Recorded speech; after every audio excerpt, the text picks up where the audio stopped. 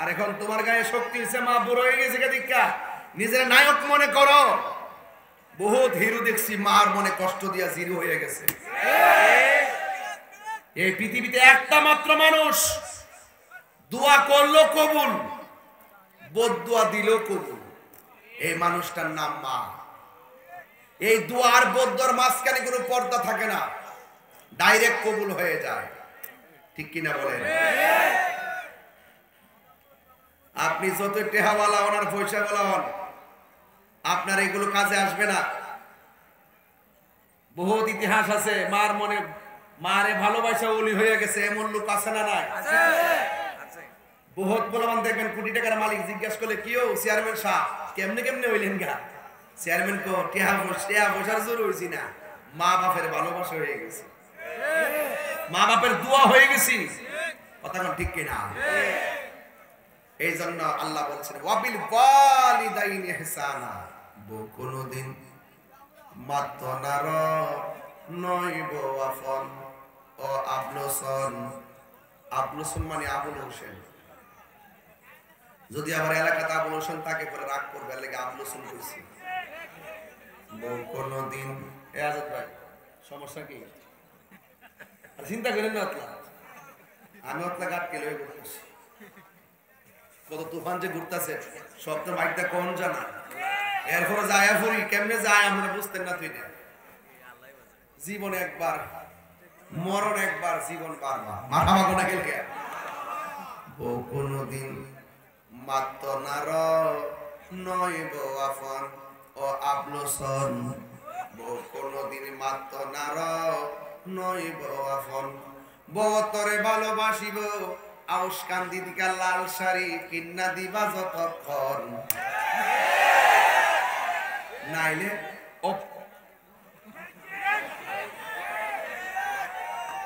নাইলে কইব তুমি তো আমাকে ভালোবাসো না। সঠিক কিনা? সঠিক কিনা কন? আর বাপে পুরান পাঞ্জাবিটা রে হাত দিয়া ইস্তারি করে বালিশের নিচে রাখা ঈদগাহ যায়, আর পুরারে ঠিক হয় ছেলে মেয়ে সব দিনে নতুন জামা পরাইয়া ঈদগাহর মধ্যে পাঠায়। কথা কম ঠিক? এই বেড়ার লোকে কি দুনিয়ার কোনো তুলনা হইব? বউ কোনদিন মাতনার নইব আফন ও আবলসন। বউ কোনদিন মাতনার নইব আফন। আমি তাহিরি বানায় কথা কই না, সত্য কই, যা বাস্তব আমি তাই কইবা জান। হ্যাঁ দেখবেন একটা শাড়ি সুন্দর নবী করে কিনা দিছেন না, গড়াইয়া কইব এটা না ওইটা হইলে ভালো আছে। আর যে জামাই বউর কাছে টেহা রাহে না, এই বউ উঠতে বইতে কম তুমি তো আমাকে বিশ্বাস করো না, আর টেহার বান্ডাটা দিলে খুশি। আর মা জীবন তোমার টেহার বান্ডাল আর কেশিয়ার হইতে চাইছে না। কথা কোন ঠিক না বেটি? বউ কোনদিন কষ্ট দিতে পারে না।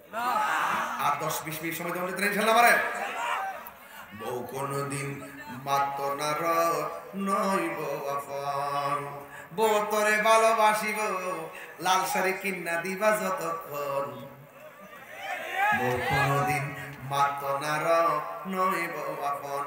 ফুয়ার যদি কোন জায়গায় আফদ বিপদ হয়, বউয়ের আগে মা জানুন কথা মিশা নয়। আমার ফুলা ফান্ডি ঘুমাই গেছে, মনে রাখছি তো বিয়া করছো তো বুঝতে না, বিয়া করলে সবই কিন্তু বউর কাছে মুড়ি দিয়ে যাবে, আমি কিন্তু সবই বুঝি সব বুঝি। কিন্তু ফুয়ার যদি কোন জায়গায় আফদ বিপদ হয়, বউয়ের আগে মা জানুন কথা মিশা নয়। বউ তোর জানতেন একটা গেলে আরেকটাই, বউ তোর জানতেন মা হইল অমূল্য ধন। বউ কোনদিন মাতনার নইব আফন ও আবলসন। বউ কোনদিন মাতনার নইব আফন। কথা কোন ঠিক কিনা? ওয়া খুবই জানলাম অসুবিধা নাই রে বাবা। মারহাবা কোন গেলে কষ্ট দিছে আপনার বাজান? আচ্ছা বলেন তো, মা বাবার খেদমত করতে হবে এই কথাটা কি মোল্লার না আল্লাহ? মোল্লা না আল্লাহ? এই উনি ঠিকই কইতাছে সব, আর আপনার মনোযোগ নাই, সরাসরি থেকে মনোযোগ নাই। মা বাবার খেদমত করতেইব, এই সিদ্ধান্ত কি মোল্লার না আল্লাহ? ইবাদতের পরে খেদমতের কথা কেন বলছে? এই কোরআনের মধ্যে আছে ওয়াহনান আলা ওয়াহনিন, এই পৃথিবীর মধ্যে কষ্টের পর কষ্ট। আমি যে ওয়াজ করি এটাও কষ্ট, এরপরও একজনে কষ্ট করে। আমি যে ওয়াজ করতেছি, গাড়ি দিয়ে আসতেছি, এটাও কষ্ট। বিদেশ করতেছেন, এটাও কষ্ট। মাটি কাটতেছেন, এটাও কষ্ট। মুদিমানের দোকানে চাকরি করেন, এটাও কষ্ট। এবং আপনি ব্যবসা করেন, এটাও কষ্ট। সিএনজি চালান, এটাও কষ্ট। অটো চালান, এটাও কষ্ট। কিন্তু এই কষ্টটা 8 ঘন্টার পর আর নাও থাকতে পারে, এই ওয়াজটা 2 ঘন্টার পর আর নাও থাকতে পারে। এখানে রিল্যাক্স আছে। একটা মানুষ কষ্টের পর কষ্ট করে, তার রিল্যাক্স নাই, এটা হলো মা জননী। কথা বলেন ঠিক কি না? তাকবীর, নারে রিসালাত, আহলে সুন্নাত ওয়াল জামাত। আল্লাহু আকবার। আচ্ছা, কষ্টের পর কষ্ট আছে একজনের মার, এই কথাটা কি মোল্লার না আল্লাহ? আমি তোর বানাই কইছি না? এক সাহাবী আয়েশা বলছি, ইয়া রাসূলুল্লাহ, আমার কাছে এই পৃথিবীতে সবচাইতে ভালো ব্যবহার পাওয়ার অধিকারী কে?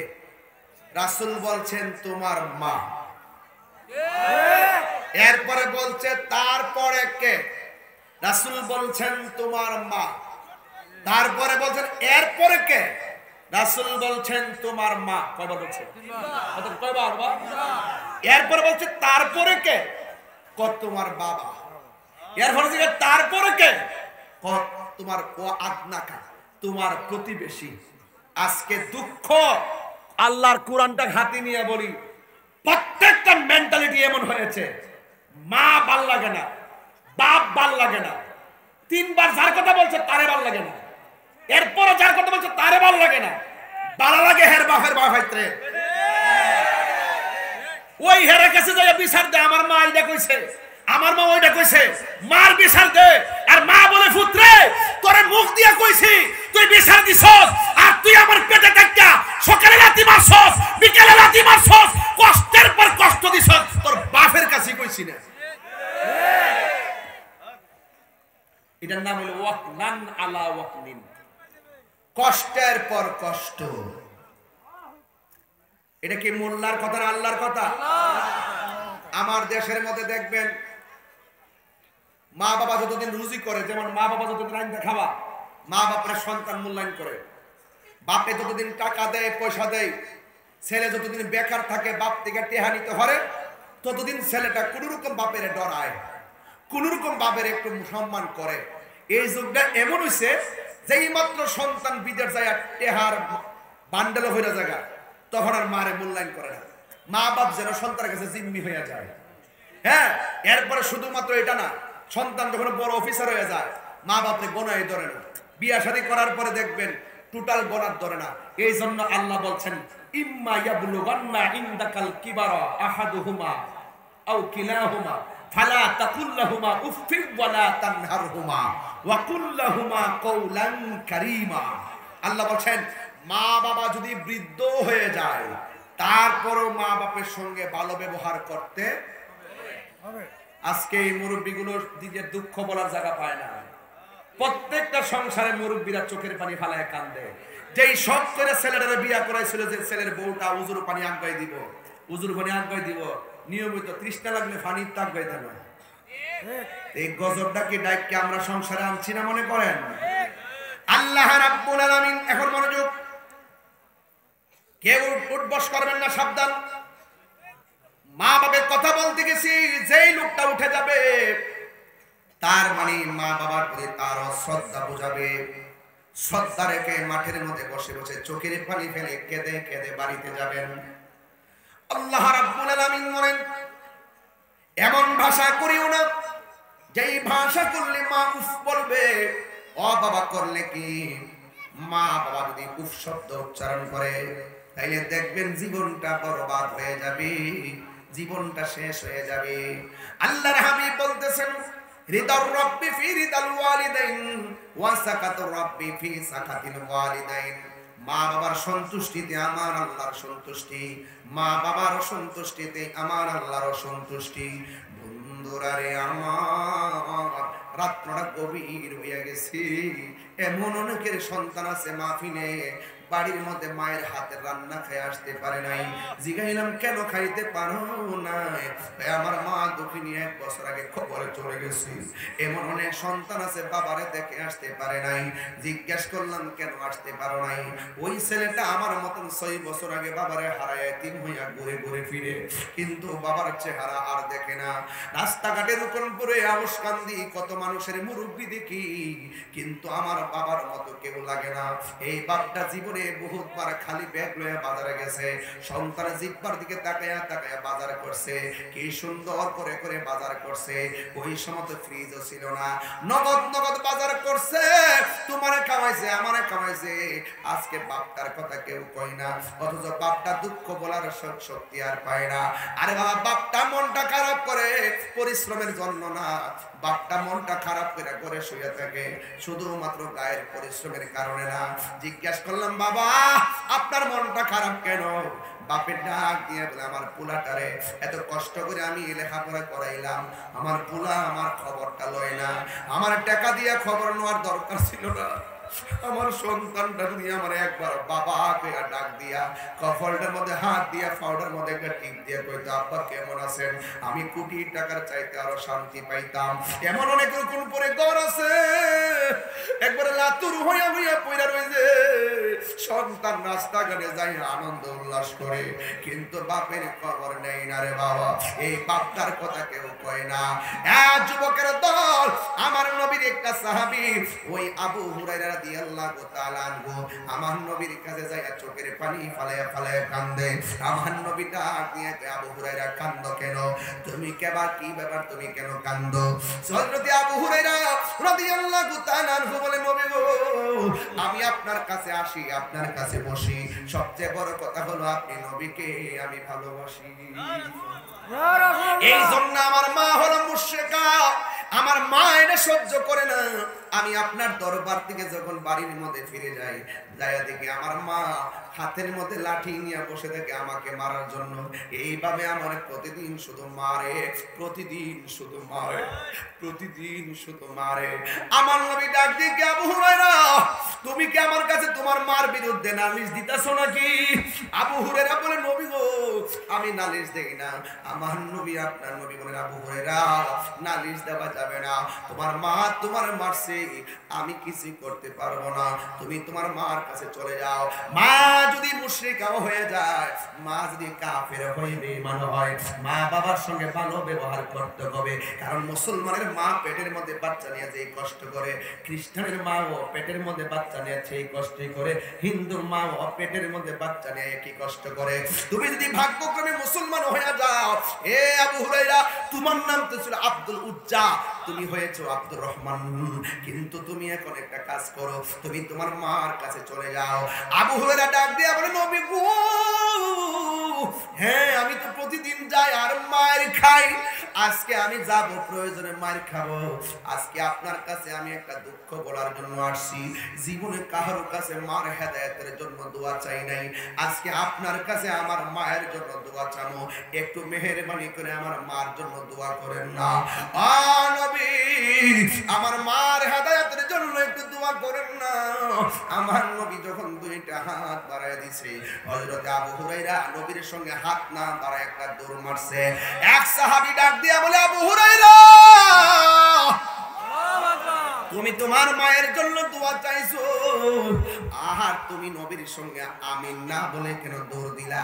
ওই আবু হুরায়রা রাদিয়াল্লাহু তাআলা আনহু ডাক দিয়া বলেন, এ নবীর সাহাবীরা, আমি আমার নবীর কাছে বলছি, আমার নবী আমার আম্মার হেদায়েতের জন্য দোয়া করত। আজকে আমি দৌড় দিয়া দেখতেছি, আমি আগে বাড়ির যাবো না নবীর দোয়াটা আগে কবুল হয়। এই কথা বইলা তিনি একটা দৌড় মারলো। দৌড় মারার পরে যেই মা দরজার মধ্যে লাঠি নিয়ে বসেছিল, আবু হুরায়রা বলে আমি দৌড়াইয়া বাড়ির মধ্যে গেলাম, যাইয়া দেখলাম ঘরের দরজাটা বন্ধ, ভিতরে গোসলের টনটনানি আওয়াজ শোনা যায়, ঝিমঝিমানি রিমঝিম রিমঝিম রিমঝিম রিমঝিম আওয়াজ শোনা যায়। আমার মনে মনে ভাবনা হলো আমার মা যেন ভিতরে গোসল করতেছে। আমি তখন মার ডাক দিলাম, মা। মা আমার ভিতর থেকে ডাক দেখে, পুত্রে একটু দাঁড়া, আমি আসতেছি। ও ফুত বাবা, একটু দাঁড়াও, আমি আসতেছি। আবু হুরায়রা বলে, আমি আর বুঝতে বাকি নাই, আমি বাড়িতে আসার আগে আমার নবীর দোয়া কবুল হয়ে গেছে। সুন্দর করে তিনি গোসলটা কইরা আবু হুরায়রার সামনে এসে দাঁড়ায়, বাবা তোরে অনেক মারছি, যেই নবীর কাছে যাস আমার তাড়াতাড়ি সেই নবীর কাছে নিয়ে যা। জোরে জোরে কি আল্লাহু আকবার বলা যাবে না? যুবক ভাইরা, একটা মুশরিকা মা হলো, তার সঙ্গে ভালো ব্যবহারের কথা নবী বলেছেন, অথচ আপনার আম্মা কিন্তু মুসলমানের ঘরের মুসলমান। আপনি কেমন ব্যবহার করার দরকার ছিল? আল্লাহ বলতেছেন এমন ব্যবহার করা যাবে না, এই ব্যবহার করলে মা দুঃখিনী উফ শব্দটা উচ্চারণ করবে। আমার বাবা, ও বন্ধুগণ, বুঝাইয়া দিয়া যাও কেমন কষ্ট করে আমার মার পেটে আমি যখন ছিলাম, আমি আমার মার পেটের মধ্যে আমি তিলে তিলে বড় হয়েছি, কিন্তু আমার মার ঘুম আমি সেকেন্ডে কেটে নিয়েছি। ডান কাতে ঘুমাইতে গেলে মা 100 বার চিন্তা করছে, বাম কাতে গেলে মা 100 বার চিন্তা করছে। এই ডান কাত থেকে বাম কাতে যাইয়া বারবার ঘুম ভাঙছে। আমার পুলানি পেটের চাপা পুরা পেটের মধ্যে মারা যায়। মাঝে মাঝে যখন লড়াটা বন্ধ হয়ে যাইত, বাস্তব কথা বলতেছি, বাস্তব, মাঝে মাঝে যখন মার পেটের সন্তানের লড়াটা বন্ধ হয়ে যাইত, মার খাওয়ান বন্ধ হয়ে যাইত, সন্তানের লড়াচড়া বন্ধ হয়ে গেলে মার খাওয়ান বন্ধ হয়ে যাইত। জিগাই তুমি কত কোন আগে আমার ফুলে দিল না, আমার পেটের বাচ্চা দিল না, আমার পেটের বাচ্চা দিল না। এমন অনেক খবর পাওয়া যায়, জন্মের জন্য পেটের বাচ্চা মরা বন্ধ হয় না।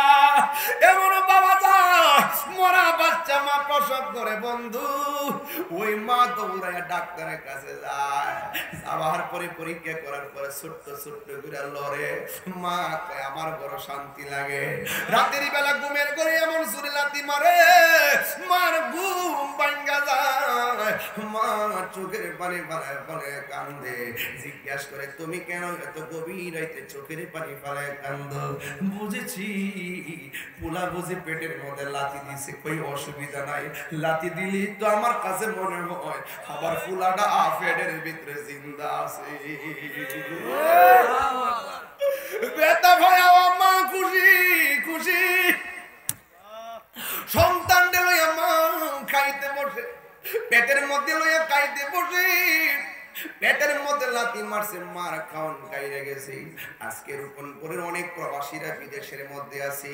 অপ্রবাসী ভাই, জীবনে আপনাদের অনেক সময় কেটে যায় শুধুমাত্র কাজ আর কাজ। বাবার মুখে হাসি ফোটানোর জন্য বিদেশে কাজ করেন, মার মুখে হাসি ফোটাইবার জন্য দিদি অত কষ্ট করেন, ভাইয়ের মুখে হাসি ফুটাইবার জন্য, বোনের মুখে হাসি ফুটাইবার জন্য আপনারা বিদেশের বাড়িতে অনেক কষ্ট করেন। আপনাদেরকে আমি একটা মেসেজ দিয়া যায়, কোন মা সন্তানের বিদেশ পাঠায় শান্তিতে নাই, ঘুমাইতে গেলেও সন্তানের কথা মনে হইয়া যায়, আমার পোলাটা জানে খাইছিনি, কাজ করতে গেলেও সন্তানের কথা মনে হইয়া যায়, আমার পোলাটা খাইছিনি। এইভাবে দুনিয়ার সংসারের মার জিন্দেগি কাটে। কে কি বলে আমি জানি না, বিদেশ বিরাজ্যে সন্তান যার বিপদে পড়ে যায়, পশু পাখি জানার আগে আগে জানে মা। এই মাহাজার একটা মাত্র কবরে পড়ে রইছে, তারা বাড়িতে কারে মা কইয়া ডাক দিবরি। এমনও অনেক খবর পাওয়া যায়, এখনো অনেক খবর পাওয়া যায়, ডেলিভারির মধ্যে কেসে যায় মা মৃত্যুর যন্ত্রণায় কাতরায়, এমন অনেক মার খবর পাওয়া যায়। ওই ঘন্টার পর ঘন্টা মা সন্তানকে প্রসব করতে যায় কত কষ্ট করে, কিন্তু সন্তানটা সুন্দর করে ডেলিভারি হলো, কিন্তু মায়ের কষ্টের কারণে মা আর চোখ খুলে নাই, আর কথা বলে নাই। এমন অনেক তথ্য পাওয়া যায়। মা দুঃখিনী চিরদিনের জন্য দুনিয়া থেকে বিদায় হয়ে যায়। আমার নবী, আপনার নবী বলে, ডেলিভারি কেসে যদি কোনো মহিলা মারা যায়, আমার আল্লাহ ওই মহিলাটারে, আমার আল্লাহ শহীদের মর্যাদা দান করে দে। মা তুমি আমার আগে যেও না গো মরে। একটু বিনয় বিনয় কন্যা, মা তুমি আমার আগে যেও না গো মরে। আমি কেমন করে দেব মাটি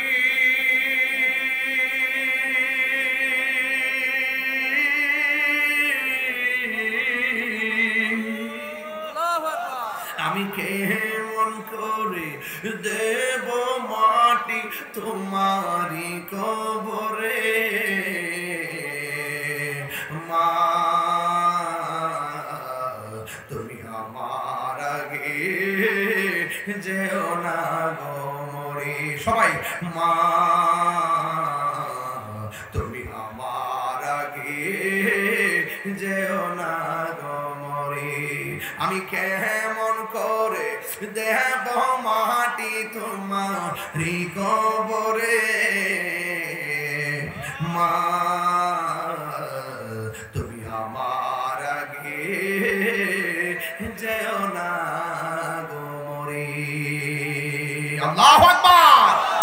ও বন্ধুরি, আল্লাহ রাব্বুল আলামিন বলছেন, ওয়াখফিজ লাহুমা জানাহান যুল্লি মিনার রাহমা ওয়া কুর রাব্বিরহামহুমা কামা রাব্বায়ানি সগীরা। সবাই বলেন, রাব্বিরহামহুমা কামা রাব্বায়ানি সগীরা। হে আল্লাহ, আমার আম্মা আমার ছোটবেলায় যেমনে মায়া করছুন, এমন ভাবে আপনি আমার আব্বা আম্মারে এমন করে মায়া কইরুন। এমন ভাবে দোয়াটা করলে কি গুনাহ হবে না কি রে বাবা? সবাই আমার সাথে সাথে বিনায়া বিনায়া বলে, রাব্বিরহামহুমা রাব্বায়ানি সগীরা। বন্ধুরি আমার, পায়ের মধ্যে হাত দিয়া বইলা দিয়া যায়, জীবনে কোনোদিন মা বাপের কষ্ট দিও না। মা বাপের কষ্ট দিয়া তাহিরির কাছে মরিদ হইয়া আব্বা আব্বা করবা। আপনার মতো মরিদ তাহিরির দরকার নাই। যেই পিসাবে বলবে মা বাবার খেদমত লাগবে না, আমি তোর সব, এটা পিসাব না, এটা হলো জন্মের অভিশাপ। কথা বলেন ঠিক কিনা? যুবক ভাইরা, ওই মা বাবার সঙ্গে ভালো ব্যবহার চাই কি চাই না? আর জোরে বলো, চাই কি চাই না? একটু দুইটা হাত তুললে আমি খুশি হব। দুইটা হাত সোজা করে বলেন, আমার সাথে কি পড়তে পারবেন? সবাই কি বলতে পারবেন? মা কেন এত দামি জানে না সকলে, বলো মা কেন এত দামি জানে না সকলে। জানতো যদি পড়তো দেখে কুরআন হাদিস খুলে, একটি হজের সওয়াব মিলে, একটি মাকে একবার দেখিলে, দেখিলে মা কেন এত দামি জানে না সকলে, বলো মা কেন এত দামি জানে না সকলে। দুটি বছর পান করালো মায়ের বুকের দুধ, কোলে পিঠে নিয়ে আমায় দিতেন কত সুখ। দুটি বছর পান করালো মায়ের বুকের দুধ, কোলে পিঠে নিয়ে আমায় দিতেন কত সুখ। সেই মায়ের কষ্ট দিলে, সেই মায়ের খোদার রস টলে, মা কেন এত দামি জানে না সকলে বলো মা কেন এত দামি জানে না সকলে মায়ের প্রসবের কালে কত কষ্ট পায় বেহুশ হইয়া পড়ে মায়ে আপন বিছানায় মায়ের প্রসবের কালে কত কষ্ট পায় বেহুশ হইয়া পড়ে মায়ে আপন বিছানায় সন্তানের নিয়া কোলে সন্তানের নিয়া কোলে প্রসবে তা বলে মা কেন জানে না সকলে বলুন মা কেন এত দামি জানে না সকলে জানতো যদি পড়তো দেখে কোরআন হাদিস খুলে একটি হজের সওয়াব মিলে একটি সওয়াব মিলে মাকে একবার দেখিলে মা কেন এত দামি জানে না সকলে জোরে জোরে কি আল্লাহু আকবার বলা যাবে না আর আওয়াজ করে আল্লাহু আকবার আর আল্লাহু আকবার ওয়া হাফিজ লাহুম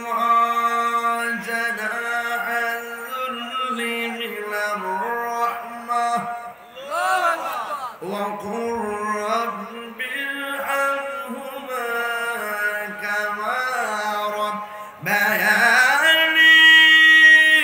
صغيرا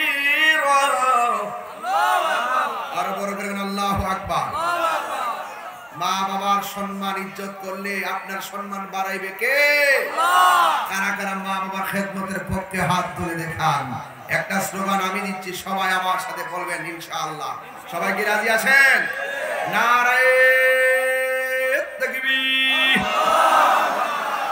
আওয়াজটা হয় নাই আরো বড় হবে ইনশাআল্লাহ নারে তাকবীর নারে রিসালাত আহলুস সুন্নাত ওয়াল জামাত কোরআন সুন্নাহর আলো মিলাদ কিয়ামের আলো তুমি কে আমি কে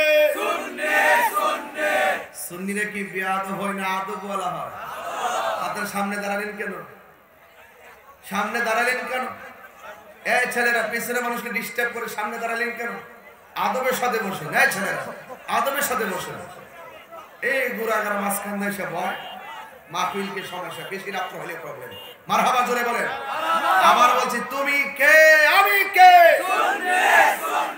সুন্নিরা মা বাবার খেদমত করে কি করে না সুন্নিরা ম্যাক্সিমাম উলামাকেরা দেখবেন মার কাছে থাকে মার সঙ্গে নিয়ে বাড়িতে থাকে আর এমন অনেক তথ্য পাওয়া যায় কিছু কিছু মাওলানারা মা বাবার খবরও লয় না কথা কোন ঠিক না বেটে মা থেকে একজন ফুলা থেকে আরেক জায়গায় আসে না নাই বলেন খবরদার টাকা পয়সা লাভ হবে না পয়সা সম্পদ সাথ দিবে না মা বাবা বদদুয়া দিলে জীবন সব বরবাদ হয়ে যাবে কথা কোন ঠিক না ভাইরা আমার আজকে থেকে ওয়াদা করেন আমরা সবাই মা বাবার খেদমত চাই কি চাই না